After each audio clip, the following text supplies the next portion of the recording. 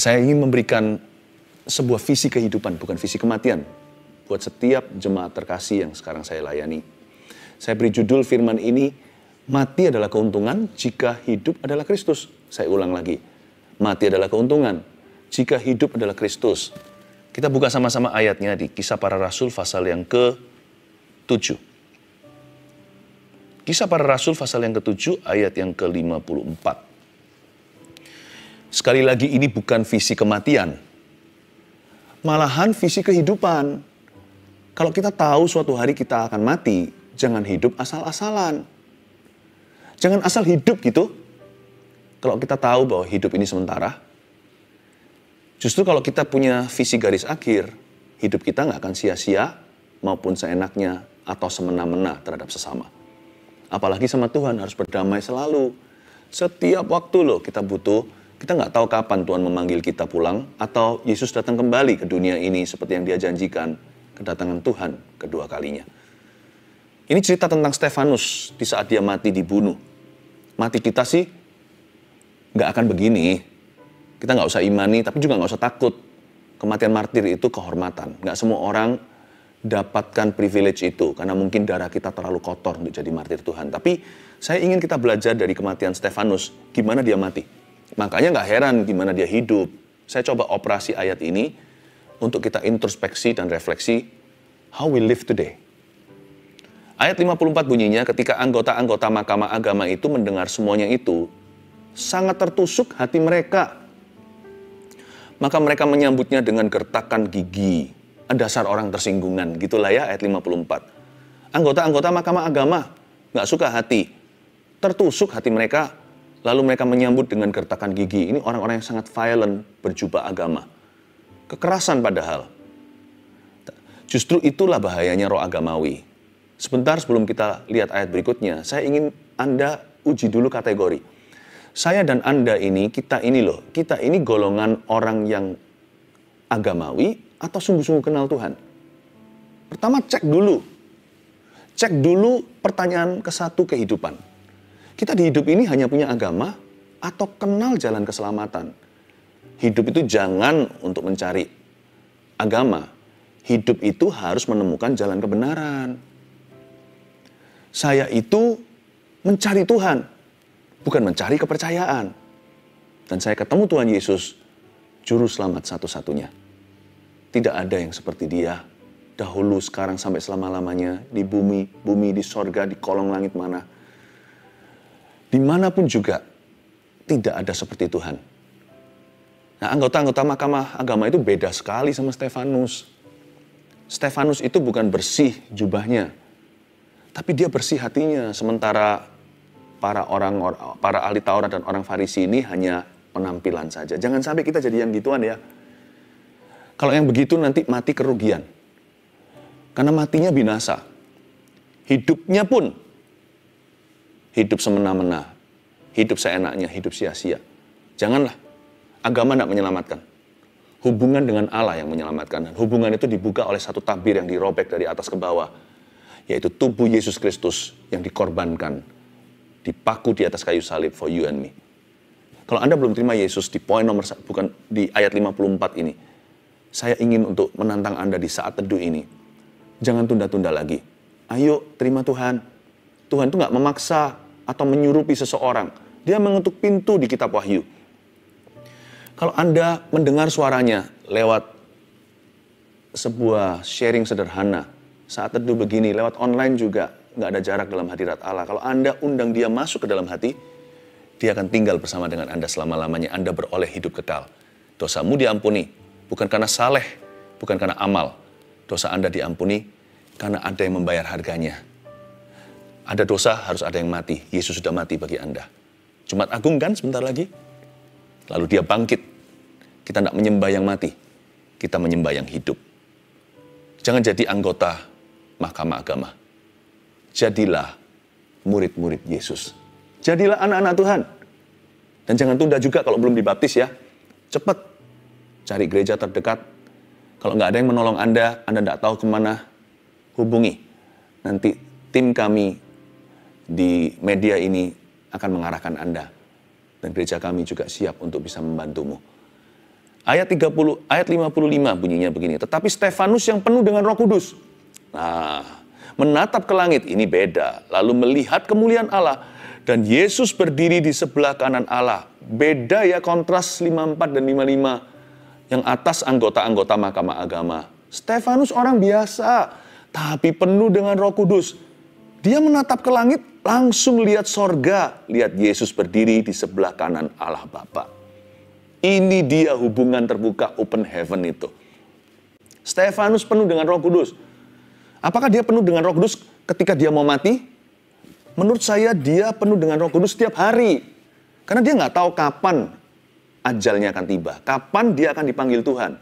Dan berapa jam lagi dia akan dirajam. Atau berapa menit bahkan. Saya nggak tahu tepatnya. Tetapi hari itu adalah hari terakhirnya menghembuskan nafas di dunia ini. Kita juga nggak tahu kapan kita dipanggil, kan jam kehidupan diputar sekali, tak tahu kapan berhenti. Tapi setiap hari kita harus seperti Stefanus, hidup penuh Roh Kudus. Pastor Philip, hidup penuh Roh Kudus itu gimana sih? Apakah berbahasa roh kemana-mana? Hidup penuh Roh Kudus itu apakah melayang, jalannya tidak mendarat ke tanah? Hidup penuh Roh Kudus itu apakah nggak pernah berbuat salah, nggak pernah berbuat dosa? Apakah orang suci gitu? Kan hanya pendeta. Enggak sih. Saya kasih yang praktisnya aja ya. Hidup penuh Roh Kudus itu hidup dalam kasih. Kasih itu setia, kasih lemah lembut, kasih murah hati, kasih tidaklah sombong, kasih tidak cemburu, kasih itu panjang sabar, kasih pasti lemah lembut, kasih pasti memaafkan, kasih pasti murah hati, kasihmu Tuhan. Hidup dalam kasih. Definisi kasih sudah jelas sekali. Belum lagi kita sendiri tahu kok diam-diam di hati. Nggak perlu baca Alkitab, tahu kasih itu apa. Manusia bisa bedakan kasih dengan benci. Jujur dengan dusta. Apalagi kalau kita baca Alkitab, kita semakin diajari kasih Yesus itu seperti apa. Kalau kita hidup dalam kasih secara sengaja, kita hidup penuh dengan Roh Kudus. Karena Roh Kudus adalah roh kasih. Meskipun kadang-kadang kita jatuh, kadang-kadang kita nggak sempurna. Nggak apa-apa. Asal kita berusaha mencoba. Yang penting itu kita jalan ke arah sorga. Bukan jalan ke arah neraka. Hidup manusia itu dikuduskan, disucikan lewat sebuah proses. Gak ada di antara kita yang sudah wisuda. Tetapi yang penting komitmen kita ke siapa? Komitmen kita harus kepada Kristus. Maka Kristus yang akan menolong kita. Hidup penuh Roh Kudus itu hidup dalam kasih dan plus hidup dalam nurani yang bersih. Nurani firman. Apa itu nurani firman, Pastor Philip? Nurani firman itu bukan berarti kita hafal luar kepala Kejadian sampai Wahyu. Saya aja nggak begitu. Tapi kan setiap hari kita dapat firman yang baru. Waktu saat teduh begini atau saat teduh pribadi. Kadang-kadang kita nggak sedang berdoa. Ada firman yang kita ingat berbicara kepada kita. Itu nurani firman. Ikuti firman hari ini. Ikuti the word of the day. Tuhan itu memberikan kepada kita remah-remahnya untuk mengikuti jejak Yesus. Kita ikuti aja nurani firman. Firman Tuhan berkata apa sama Anda hari ini? Ya itu diikuti. Jangan dilanggar, jangan dilawan. Kalau sampai Anda nggak nurut, jangan lama-lama, cepatlah sadar. Hidup penuh Roh Kudus seperti Stefanus setiap hari itu begini. Hidup dalam kasih. Lalu hidup dalam nurani firman Tuhan. Ya, pelan-pelan kita akan belajar seluruh isi Alkitab. Tapi bukan seluruh Alkitab berbicara sekaligus pada kita hari ini. Bisa meledak nih kepala. Nggak mungkin kita sanggup melaksanakannya. Tapi selalu ada beberapa ayat atau beberapa pasal. Selalu ada firman hari ini. Berikan pada kami hari ini makanan kami secukupnya. Termasuk makanan rohani. Stefanus ikut jejak Yesus. Sedikit demi sedikit, setiap langkah, setiap sifat. Remah-remah roti ditaruh di situ. Sekalipun dia tersesat dalam hutan rimba pun, dia akan ketemu jalan keluar. Karena firman Tuhan itu pelita bagi kaki, terang bagi jalan. Tuhan selalu menjatuhkan remah-remah itu. Hari ini remanya apa? Besok apa? Besok lusa apa? Selalu dari Alkitab. Untuk membuat kita berjalan dengan Roh Kudus. Ikuti. Jangan langgar. Sekali kita langgar satu firman, berlama-lama kita hidup dalam dosa. Firman berikutnya kita semakin tidak peka. Rema berikutnya kita melawan. Lama-lama Tuhan berbicara kita nggak dengar. Lama-lama bisa-bisa Tuhan pun nggak akan bicara lagi ke dalam hidup kita. Stefanus itu penuh Roh Kudus. Ternyata penuh Roh Kudus itu bukan sekaligus. Penuh Roh Kudus itu setiap hari. Daily walk with Christ. Ya. Ayat yang berikutnya, ayat 56. Lalu katanya, sungguh aku melihat langit terbuka dan anak manusia berdiri di sebelah kanan Allah. Ini sebelum mati, orang ini bicara begini. Aku melihat langit terbuka, Yesus berdiri di sebelah kanan Allah. Maka berteriak-teriaklah mereka dan sambil menutup telinga serentak menyerbu dia. Mereka nggak tahan. Mereka menyeret dia keluar kota lalu melemparinya. Dan saksi-saksi meletakkan jubah mereka di depan kaki seorang muda yang bernama Saulus. Semua orang mau bunuh dia, termasuk seorang pemimpin muda bernama Saulus yang nanti jadi Rasul Paulus. Dan Saulus ini adalah buah doa daripada Stefanus. Ini orang punya hubungan yang manis dengan Tuhan. Tapi bukan tiba-tiba dia jadi hebat.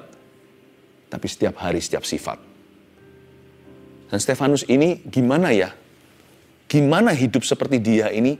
Caranya apa? Rahasianya apa? Kuncinya di mana? Kalau Anda baca lagi di ayat 56, lalu katanya, sungguh aku melihat langit terbuka dan anak manusia berdiri di sebelah kanan Allah Bapa. Itulah visi hidupnya. Orang ini sekalipun masih muda, dia itu dari sejak kenal Tuhan, menaruh visi sorga di depannya. Please, sorga itu jangan jauh-jauh dari dirimu. Jangan sampai kita terlalu kerasan di bumi. Kalau di bumi ini hanya mengelola talenta. Termasuk diantaranya mengelola hubungan, mengelola waktu. Jangan suicidal juga, jangan maunya cabut segera, gua mau mati Jangan. Ya, kita hidup di dunia ini sudah ditakdirkan, Musa berkata, 780 itu pun penuh penderitaan. Tabah ya. Kalau bisa hidup 90, kalau bisa hidup lebih lama lagi silakan, asal hidupmu berbuah. Kan Alkitab mengatakan begini, Paulus tulisannya, bagi aku lebih beruntung kalau aku bersama dengan Yesus sekarang. Maksudnya pergi mati. Tapi jauh lebih menguntungkan untukmu jikalau aku tinggal. Makanya akhirnya aku memutuskan untuk berdoa begini, biarkan aku hidup untuk Kristus.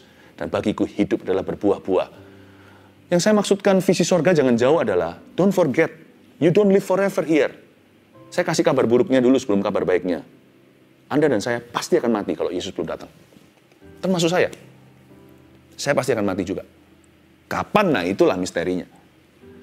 Karena itu hiduplah setiap hari seolah-olah hari terakhirmu. Sungguh aku melihat langit terbuka. Matanya Stefanus itu tertuju ke atas. Mataku tertuju padamu, seperti lagu. Setiap hari dia melihat ke atas seolah-olah sorga sudah ready. Tiap hari, tiap saat. Makanya ada ayat berkata begini, tanpa visi liarlah rakyat. Ini bukan visi gereja, visi company, atau visi perusahaan. Anda juga harus punya visi hidup. Masukkan dalam visi hidupmu, mati adalah keuntungan. Supaya hidup Anda jangan liar. Karena saya tahu saya nggak tahu kapan dipanggil Tuhan. Karena saya tahu bisa setiap waktu. Saya hidup tiap hari itu tidak mau sia-sia. Apalagi semena-mena. Saya tiap hari bukan untuk mati. Saya tiap hari hidup bukan supaya saya mati loh ya. Hidup saya ini penuh dengan kehidupan. I'm full of life, my friend. Every day I enjoy my life. Bahkan saya nggak mau jadi orang lain. Kenapa? Karena saya menghargai hidup yang Tuhan berikan kepada saya. Satu-satunya ini. Setiap hidup kita itu istimewa. Saya nikmati keluarga saya nikmati gereja yang saya gembalakan. Saudara-saudara seiman, family, kekeluargaannya di gereja Mawar Sharon. Saya nggak bisa gambarkan. Saya nikmati semua aktivitas saya, kesibukan. Jarang mengeluh sih. Kalau sampai saya mengeluh, saya minta maaf sama Tuhan Yesus, Tuhan langsung ubahkan. I enjoy life. Tapi namun demikian, saya sadari bahwa saya nggak bisa selama-lamanya berbuah di dunia. Suatu hari saya harus pergi kepada pahala saya. Dan suatu hari kita semua akan pergi ke pahala atau hukuman kekal. Karena itu jangan sia-siakan kehidupan. Tiap hari, tiap saat Stefanus itu melihat, apa yang dia lihat? Melihat langit terbuka. Bukan karena dia mau mati dia ngomong begini. Karena dia hidupnya adalah Kristus. Makanya mati pun dia berani lihat ke atas dan berkata, I wanna go there. Orang kalau mati ketakutan, mimpi dihantui penyiksaan. Orang kalau di luar Tuhan kan begitu. Apalagi yang menyimpan dosa, penuh penyesalan. Miliki visi garis akhir itu dalam hidupmu. Please, don't make heaven far from your life. Ayat berikutnya, ayat 59 dan 60. Simpel saja saya baca 2 ayat, lalu saya kasih 3 poin sederhana untuk Anda bawa kemana-mana dalam hidup ini, di dalam hati. Sedang mereka melemparinya, Stefanus berdoa katanya, "Ya Tuhan Yesus, terimalah rohku." Sambil berlutut ia berseru dengan suara nyaring, "Tuhan, janganlah tanggungkan dosa ini kepada mereka." Dan dengan perkataan itu, meninggallah ia. Dahsyat sekali. Ini extraordinary. Saya saja ragu kalau saya di posisinya dia bisa begitu. Meskipun tidak ada dosa yang saya sadari sekarang, saya ini tidak hidup dalam sebuah bad conscience atau nurani yang kotor. Tapi orang ini kok bisa begini ya? Kasih karunia Tuhan memang cukup untuk setiap keadaan. Sedang mereka melempari Stefanus. Sedang mereka melemparinya, Stefanus berdoa. Dia bisa berdoa sebelum dia meninggal dunia. Dan dia bisa berdoa ketika dia disiksa. Luar biasa orang ini. Coba dioperasi ya. Poin nomor 1 saya temukan. Gini loh, cara mati kita memang bisa beda sih. Tapi prinsipnya harus sama, belajar dari Stefanus. Yang pertama, mati dalam iman. Saya punya goal itu dalam hidup saya. I have to die someday in my faith. Not out of my faith. Not outside faith. Saya tidak mau mati di luar iman saya, bergeser dari iman saya, berubah warna, luntur sama Tuhan. Saya mau mati dalam kasih mula-mula. Saya mau mati dalam iman. Saya nggak mau mati masihan. Karena masih ada saat teduh nanti, hari Sabtu. Hari Minggu masih akan ada ibadah on-site maupun online. Saya punya keluarga, saya mau lihat anak saya wisuda. Saya mau lihat anak saya satu persatu jadi orang Tuhan, menikah. Pingin juga gendong cucu suatu hari, meskipun tampang masih terlalu muda jadi kakek. Ya. Dan juga masih banyak hal. Saya ingin melihat Anda diubah, membaca kesaksian lagi. Tadi si Shanti, siapa lagi nanti yang diubah dan dipanggil Tuhan? Saya tidak rekayasa, saya tidak tahu Anda siapa. Tapi saya dengar-dengaran, siapa lagi yang akan kau panggil Tuhan, dan mereka akan menjawab. Ku jawab, ya, ya, ya. Betapa indahnya melihat orang dipanggil dan dipilih oleh Tuhan Yesus. Tapi saya mau mati dalam iman yang begini. Iman yang brilian, yang bright, yang terang. Saya mau mati dalam iman. Kalau gitu, bangunlah imanmu pelan-pelan. Tiap hari, tiap langkah, tiap sifat. Jalan dengan Yesus. Jangan lupa bangun hubungan dengan Tuhan in every season atau setiap musim hidupmu. Ups and downs, naik, turun, thick and thin, tebal, tipis. Bangun terus sama Tuhan. Whatever happens, apapun terjadi, jangan lepaskan Tuhan Yesus. Dia satu-satunya yang akan kembali denganmu ke surga. Anda tidak bawa harta, tidak bawa orang yang Anda cinta.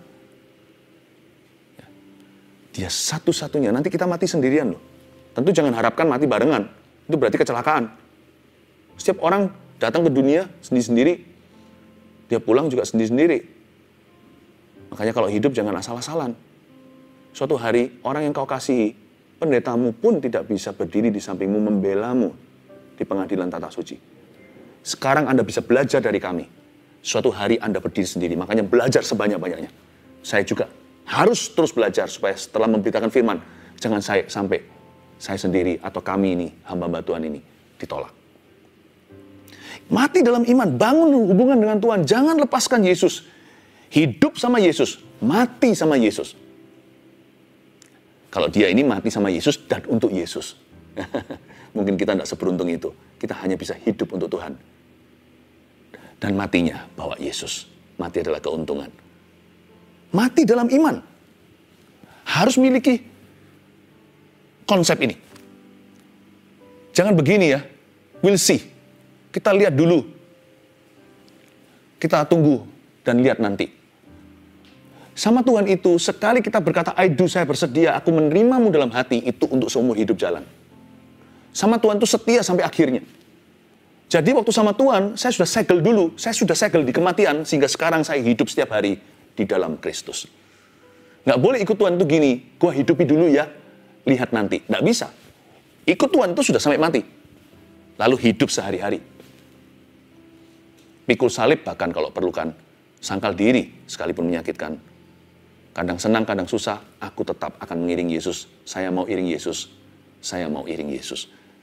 Berikutnya, katanya sedang mereka melemparinya, Stefanus berdoa katanya. Nah, perkataan Stefanus yang kedua, yang berikutnya ini, adalah poin kedua kita. Ya Tuhan Yesus, terimalah rohku. Wow. Ya Tuhan Yesus, terimalah rohku. 2, tulis, mati tanpa penyesalan. Orang ini meninggal dunia tanpa tuduhan, tanpa sorry-sorry Tuhan. Saya ini pendeta. Hamba Tuhan itu sering melihat orang dari segala musim hidupnya. Kami-kami itu dari bayi lahir diserahkan sampai yang meninggal dunia, kami layani. Saya berkali-kali lihat sebagian besar orang sebelum meninggal dunia, berapa hari, minggu, atau bulan, jikalau mereka divonis sesuatu. Atau bahkan detik, saya pernah lihat orang langsung detik. On time, waktu saya layani, dia dibawa Tuhan pergi. Dari 10 yang saya pernah layani, rasionya begini. 7, sorry. 3, dengan tertawa tersenyum berkata, take me home. Bukan country road. Take me home to heaven's road. Itu sampai membuat saya menangis, terharu, berlinang air mata. Saya sebagai hamba Tuhan yang melayani, di detik di mana dia menghembuskan yang terakhir, beliau-beliau ini, saya berkata, suatu hari saya juga mau mati begini. Lebih banyak hikmat di rumah perkabungan daripada di rumah pesta, kata pengkhotbah. Kenapa kami bijaksana? Bukan kami mengaku-ngaku ini. Karena profesi kami memastikan kami harus melihat hal-hal yang manusia biasanya abaikan, dianggap tabu, gua pikirin nanti. Makanya kita ini dijadikan peringatan, dijadikan pelajaran, dijadikan pengajar-pengajar umat Tuhan. Saya mau mati seperti Stefanus, berani menengadah ke sorga dan berkata, Tuhan, terimalah rohku. Seperti Tuhan harus begitu. Receive my spirit. Ya Tuhan, terimalah roh saya. Tanpa penyesalan. Mati tanpa penyesalan. No regret. Dan juga tidak meninggalkan PR untuk orang-orang yang Anda cintai. Jangan ninggalkan hutang ya. Jangan ninggalkan dosa. Jangan ninggalkan misteri, nanti setelah itu dibuka HP-nya, ya ampun semua kotoran. Bukan disuruh erase atau dihapus memori. Jangan diisi yang dengan yang begini. Jangan meninggalkan PR, melainkan tinggalkan berkat. Karena matimu adalah keuntungan nanti suatu hari itu jadi visi hidup kita. Yang diuntungkan bukan hanya Anda yang ke sorga suatu hari kelak, tapi orang yang ditinggalkan harus diuntungkan sekalipun mereka mungkin akan sedih sebab orang yang hidupnya benar pasti dirindukan, pasti dikangenin. People will miss you. You know how people live? You see when they die, how people miss them or not miss them. Anda mau lihat bagaimana orang itu hidup gampang ketika dia mati? Lihat loh, apakah orang-orang itu kehilangan atau mereka berkata kebetulan. Silahkan, udah waktunya nih. Anda kan lihat dampak orang itu di dunia. Jangan mati dalam penyesalan. Berani seperti Stefanus. Seperti 3/10 orang yang kami pernah layani. Total sepanjang karir kami sebagai hamba Tuhan. Yang bisa menengadah dan berkata dengan senyuman berkata, take me home, heaven's road. Langsung pergi. I want to die like that. Makanya, itu yang terus menjadi bayang-bayang hidup saya setiap hari. Bayang-bayang Tuhan ceritanya. Bayang-bayang Petrus. Seperti awan yang mengelilingi kami sebagai saksi-saksi hidup kami berlomba terus. Tiap hari saya ingatkan diri sendiri. Kalau aku mau matinya begitu, saya harus hidupnya begini. Yang terakhir, sambil berlutut ia berseru dengan suara nyaring, Tuhan, janganlah tanggungkan dosa ini kepada mereka. How sweet. Tuhan, ampuni ya mereka. Baru berapa bulan lalu sebelum Stefanus dibunuh, Yesus dibunuh di Kalvari. Baru berapa bulan ini. Yesus mengucapkan yang sama. Kalimatnya aja beda. Bapa, ampunilah mereka sebab mereka tidak tahu apa yang mereka perbuat atau mereka lakukan. Stefanus ngomongnya begini, Tuhan jangan tanggungkan dosa ini kepada mereka. Termasuk orang muda namanya Saulus. Terima doa syafaat Stefanus. Ini orang dahsyat. Berapa bulan kemiripan dengan Tuhan Yesus, memang dia pengikut Kristus. Tulis nomor 3, mati tanpa dendam. Jangan jadi orang kepahitan di hidup ini supaya jangan matinya susah. Mengampuni. Dan bukan hanya mengampuni. Jangan tinggalkan dendam juga. Itulah sebabnya aplikasinya begini. Jangan salahi orang secara sengaja di hidup ini. Apalagi orang-orang yang Anda kasih. Dan jangan hutang darah sama siapa-siapa. No. Kalau suatu hari giliran kita, siapa tahu hari ini, udah beres nggak urusan rumah tangga kita? Pekerjaan mungkin terbengkalai. Kalau saya dipanggil Tuhan sekarang nih, Rabu sekarang, Sabtu yang ada saya lagi. Enggak sih, nggak akan terjadi. Pasti ada missing thing, pasti ada missing link. Tapi nggak boleh ada dendam. Nggak boleh. Kita nggak boleh mati dalam kepahitan, dan kita tidak boleh mati meninggalkan kepahitan dalam diri orang lain yang kita tinggalkan. Itulah sebabnya jangan hutang sama siapa-siapa. Bukan bicara soal uang saja. Hutang hati. I love you ucapkan. I'm sorry katakan. Jangan disimpan. Jangan juga hutang darah. Siapa yang harus Anda injili hari ini, bawa dia untuk kenal Kristus. Jangan ditunda. Jangan sampai nanti meninggal seperti si orang kaya yang masuk neraka. Dalam perumpamaan Yesus dia berkata, tolong suruh Lazarus pergi ke rumah saudaraku. Ada 5 di rumahku yang tidak takut akan Tuhan, yang hidup berfoya-foya. Dia akhirnya sadar, dia sendiri binasa. Dan dia tidak pernah cari kebenaran, dan dia tidak pernah beritakan kebenaran kepada orang lain. Jangan hutang darah. Jangan dendam sama siapa-siapa. 1, 2, 3. Mati adalah keuntungan jika hidup adalah Kristus. Inilah visi kehidupanmu. Supaya hidup jangan asal-asalan. Jangan sia-sia ataupun semena-mena. 1, kita mau suatu hari mati dalam iman. 2, kita ingin mati tidak tanpa penyesalan. 3, mati tanpa dendam. Panjang umur ya. Masih banyak tugasmu dan tugasku. Sehat tubuh. Kalau aku hidup, kalau engkau hidup, hiduplah untuk Tuhan. Dan berbuahlah bagi kerajaannya.